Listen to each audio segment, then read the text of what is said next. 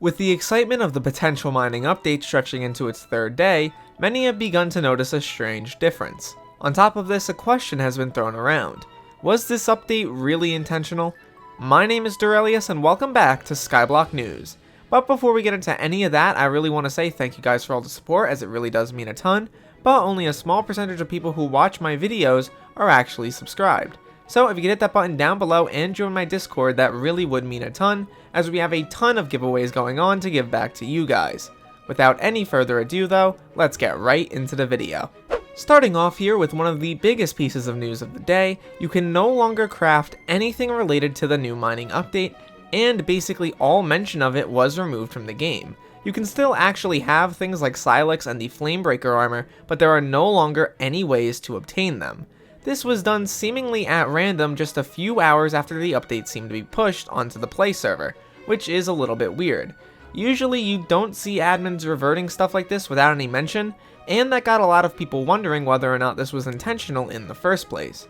I'm of the camp that this was definitely intentional, because there was no real reason or way to push an update like this on the main server without actively knowing about it beforehand. There's a lot that goes into every single update, and doing it randomly like that wouldn't really make sense. So it's quite obvious that this was intentional and might have served as a way to build hype. For now though, if you have a lot of the items, I recommend selling them on the auction house, as the price currently is pretty high, and I don't expect it being higher when the update actually drops, specifically for things like Sylex and the Flamebreaker armor, which really don't have much value because they're crafted with very small ingredients, and ingredients that aren't really worth too much. So that's just food for thought. Moving on here, I do want to make a quick correction. As you can see on screen now, Flamebreaker armor exists in a full set, not just a chestplate and a helmet. Previously I stated that it was just those two armor pieces, and that was because I personally could not craft it, because I could not see the recipe in the auto crafting system, although it is actually there, and you could actually craft it for the short time that it was enabled. So that makes the leggings and boots a little bit more expensive due to my mistake in the video, but if you do have a full set or a lot of full sets, I once again recommend selling them. Moving on here, we're going to have to talk about a bunch of new recipes that were shown off as part of this mining teaser update, notably the power scrolls.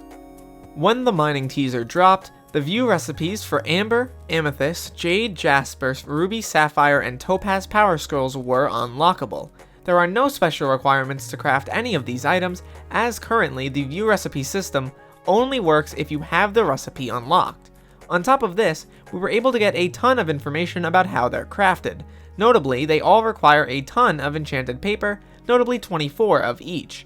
All of these items seem to work the same way the power scrolls for the Hyperion work, although I don't think they're going to be applied to anything like the Hyperion obviously, more likely going to be applied to drills or future combat items. Looking more in depth at the recipes for the power scrolls, we can see that there are a bunch of different gemstones unique to this update. They start off in a relatively rough format, but you can sort of combine them together and refine them over time to get them ready to be made into the power scrolls. These seem to be working in a state similar to Terraria's gemstones, where if you collect a bunch of them, you can upgrade or create new items. Honestly, we'll just have to wait and see how this comes out, although it does look very interesting. Minikloon even had a comment to make about this, which further clarifies the fact that this update was intentional, and he basically states to invest in paper, which does make a lot of sense, since each power scroll requires 24 enchanted paper. Overall, not only does this update seem to be very large in scale, but it has a massive amount of content as well. And on top of this, they're already showing it off, basically implying that it's very close to being finished, and likely will be out within the next little while.